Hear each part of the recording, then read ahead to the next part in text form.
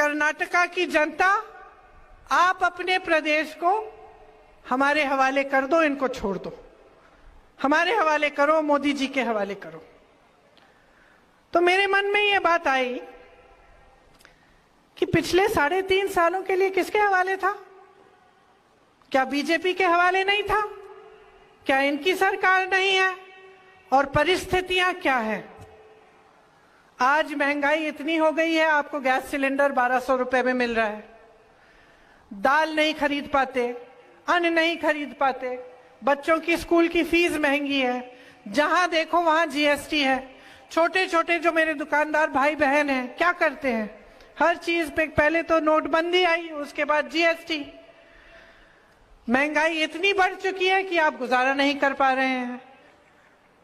MLA के बच्चे पकड़े जाते हैं, उनके घर में 8-8 करोड़ कैश पड़ी है, उन पे कोई कार्रवाई नहीं होती।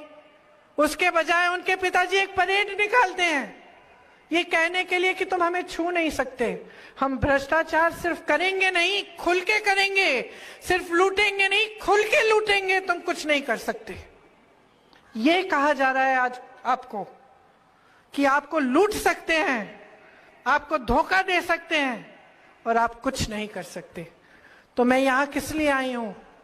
मैं आपसे ये कहने आई हूं कि आप कुछ कर सकते हैं, इसके बारे में आप बदलाव ला सकते हैं, आप अपने भविष्य को बना सकते हैं।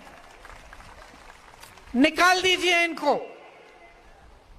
आपको हर स्तर पर लूटा है।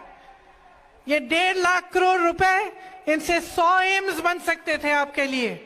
जाने कितने किलोमीटर मेट्रो बन सकती थी, कितने हजारों किलोमीटर सड़कें बन सकती थी, अस्पताल बन सकते थे, शिक्षा के संस्थान बन सकते थे।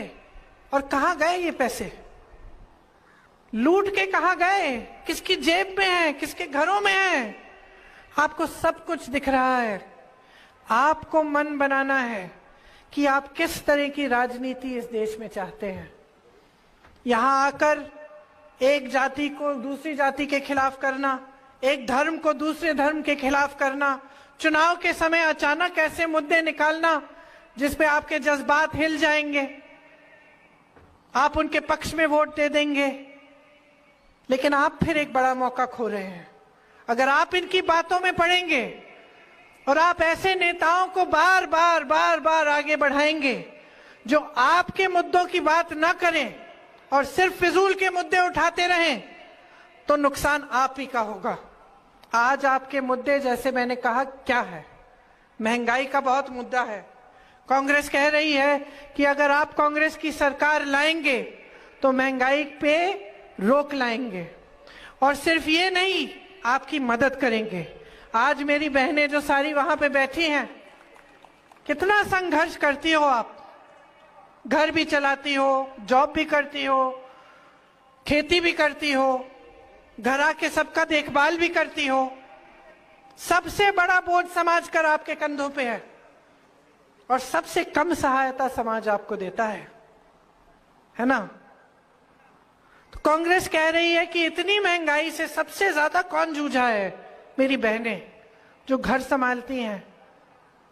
तो हम चाहते हैं कि हर महीने गृहस्थ महिलाओं को 2000 रुपए प्रति माह मिलना चाहिए, हर महीने मिलना चाहिए। हम करवाएंगे ये। इसको गृह लक्ष्मी योजना का नाम दिया है। गृह ज्योति है, जिसमें हम कह रहे हैं कि हमारी सरकार आएगी तो 200 यूनिट मुफ्त में आपको बिजली मिलेगी। नौजवान इतने सारे यहां हैं, एक ने हाथ नहीं उठाया कि सरकार ने आपको रोजगार दिया। हम कह रहे हैं कि 2.5 लाख जो खाली पद पड़े हैं उनको हम भरेंगे, आपको रोजगार मिलेगा, आपको मजबूती देंगे, आपके छोटे व्यापार, छोटे दुकानदारों को मजबूती देंगे। जिन्होंने ग्रेजुएशन किया है लेकिन अभी तक नौकरी नहीं पाए हैं, उनको हर महीने 3000 रुपए सरकार बेरोजगारी का भत्ता देगी। जिनका डिप्लोमा है उनको 1500 रुपए प्रति माह मिलेगा, ताकि आप भी आस्ते आस्ते अपने पैरों पे खड़े हो पाए और आप पे ये ना बीते कि आप शिक्षित हैं, आपके पास रोजगार नहीं है और बिल्कुल गुजारा नहीं कर पा रहे हैं। देखो, नौजवान का आत्मविश्वास रोजगार से जुड़ा होता है। जब वो कुछ करके आता है, घर में कुछ कमा के लाता है, तब उसे अपने आप पे गर्व होता है। जब ऐसे ही भटकता है, चाहे कितनी भी शिक्षा कर ली हो, नौकरी नहीं मिल पा रही है, तो खुद को बुरा लगता है और उसमें तुम्हारा कोई दोष ही नहीं है। दोष सरकार का है जो आपके लिए मौके नहीं बना रही है, क्योंकि सरकार का यही काम होता है। सरकार का काम आपको एक दूसरे से लड़ाने का काम नहीं है, आपकी तरक्की का काम है। और इसी तरह से आपने जब नंदिनी बनाई, जो आपके कर्नाटका की एक कोऑपरेटिव है, आपकी मेहनत से बनी है और इतनी अच्छी है, अच्छी तरह से चल रही है। कांग्रेस की जब सरकार थी तो खूब दूध इकट्ठा होता था इसके द्वारा और किसानों को 5 रुपए प्रति लीटर मिलता था दूध के लिए। तो इतना दूध इकट्ठा होता था कि स्कूलों में भी हम बच्चों को दूध दे सकते थे। अब आप देखिए कि भाजपा की सरकार कैसी साजिश कर रही है। ये चाहते हैं कि नंदिनी अच्छी है, फूल रही है, फल रही है। अब चाहते हैं कि गुजरात से अमूल का कोऑपरेटिव आए और इसको हड़प ले। तो क्या कर रहे हैं? नकली शॉर्टेज पैदा कर रहे हैं। कहने लगे हैं कि दूध इकट्ठा नहीं हो रहा है। अरे भाई, जब 3 साल पहले इतना दूध इकट्ठा हो रहा था कि स्कूल के बच्चों को मुफ्त दे पा रहे थे, तो अब कैसे गायब हो गया? क्योंकि आप करवा रहे हैं, और करवा इसलिए रहे हैं क्योंकि चाहते हैं कि गुजरात का कोऑपरेटिव आए और आपकी नंदिनी को हड़प ले। ये है इस सरकार की नीयत। और सिर्फ यहां नहीं, हर स्तर पर लूट, जहां जहां इनको दिखता है कि कुछ अच्छा हो रहा है, उसमें लालच भर जाती है इनमें और उसमें से अपने लिए कुछ निकालने की कोशिश होती है। लेकिन सरकार का काम है आपको देना, आपसे लेना नहीं। ये जो संपत्ति लूटी जा रही है, ये आपकी है। जो सरकार सिर्फ बड़े बड़े उद्योगपतियों का फायदा देख रही है, पीएसयूज को उन्हें दे दिए, तमाम जो लोन है उनके लिए मुफ्त होता है, उनसे कुछ नहीं लेते, उनसे नहीं मांगते वापस। वो फूल रहे हैं, फल रहे हैं।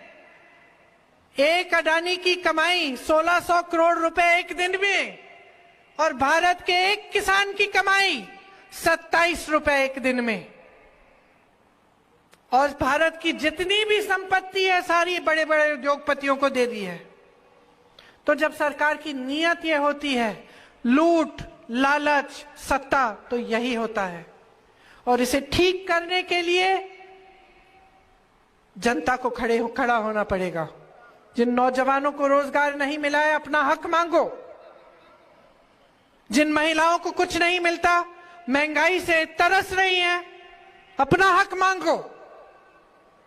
जिनको लड़ाया जा रहा है एक दूसरे से, जाग जाओ। इस लड़ाई झगड़े से सिर्फ उन्हीं का फायदा हो रहा है, तुम्हारा नहीं हो रहा है। चाहे तुम हिंदू हो, मुसलमान हो, सिख हो, ईसाई हो, कुछ भी, फायदा सिर्फ उन्हें हो रहा है। और जितना इनकी बातों में आप पढ़ते चले जाएंगे, उतना नुकसान इस प्रदेश का, इस देश का होते चले जाएगा। आज आप महंगाई से जूझ रहे हैं, आपकी सहायता के लिए कुछ नहीं है। शेर देखने के लिए प्रधानमंत्री कर्नाटका आ जाते हैं, लेकिन आपकी समस्याओं को सुनने के लिए नहीं आते। चुनाव के समय आ जाते हैं, लेकिन जब इनकी सरकार चल रही है तो लूट को होने देते हैं। लूट से कोई परहेज नहीं है। और जब देखो आपका ध्यान इधर उधर भटकाना, अपने ध्यान को मत भटकने दो। तुम इस कर्नाटका की धरती के बेटे हो, इस कर्नाटका के धरती की बेटियां हो, शिक्षित हो, सक्षम हो, आत्मविश्वास है आप में, पूरे देश को गर्व है आप पे। खड़े हो जाओ, जागरूक हो जाओ। एक ऐसी राजनीति लाओ अपने प्रदेश में जो आपके प्रति जवाबदेह बने। जवाब मांगो। क्या किया है आपके लिए? क्या महंगाई घटी? नहीं। क्या रोजगार मिले? नहीं। क्या नए नए उद्योग बने? नहीं। क्या लूटा? हां।